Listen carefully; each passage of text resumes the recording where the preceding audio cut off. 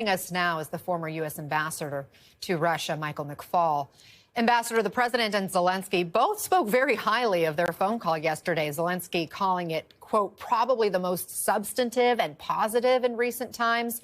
He said he did not feel any pressure from President Trump. A statement from Trump's team called it, quote, a fantastic phone conversation. What do you read into this major change in tone? How encouraging is it? It's encouraging, of course. The cameras weren't rolling, right? So the vice president wasn't there to make a speech to his base.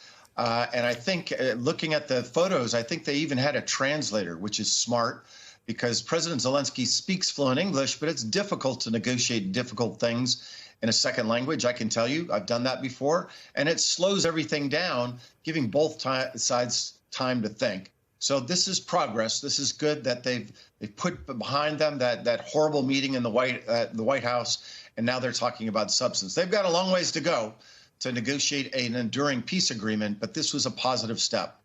Once again, both Russia and Ukraine are reporting attacks overnight, even though both sides have agreed in principle to a partial ceasefire, specifically when it comes to energy sites. Now, the U.S. says one idea that was discussed in that Zelensky call was the possibility of Americans sharing ownership and helping to operate Ukraine's electrical and nuclear power plants. Interesting idea to achieve a security guarantee. One would assume Russia wouldn't dare attack those sites if Americans were there, right? Do you see this idea moving forward? Honestly, I don't, because American companies have to make risk assessments of making investments like that. This seems like a really risky investment at this moment in time. I thought it was creative, however, that President Zelensky is proposing it because he's using President Trump's own logic about alternative ways for security guarantees. I think it's smart to recommend these kinds of things because it puts then the onus on the Trump administration to respond to it, to talk to companies. Again, I think it has little probability of success, but I thought it was a smart move by President Zelensky. Both Russia and Ukraine say, as we look forward, that they will be meeting with U.S. officials in Saudi Arabia on Monday. So they'll both be there, but they're going to meet separately, not all together. Does that make sense to you? At what point does everyone come together for a deal to be hashed out? Again, I see this as an incremental positive step, that they'll be there all together.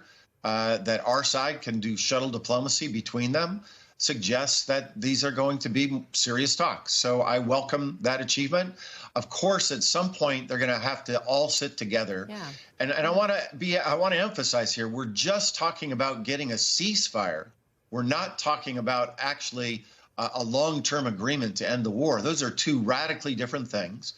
And second, I want to remind everybody that Putin in his phone call with President Trump put on new conditions for a ceasefire that I think are unacceptable for the Ukrainian side. He said they no longer can import weapons, they no longer can draft soldiers, they no longer can cooperate with our intelligence services. Those seem like a bridge too far, but maybe he'll come off of those positions. Maybe he'll eventually agree to a ceasefire.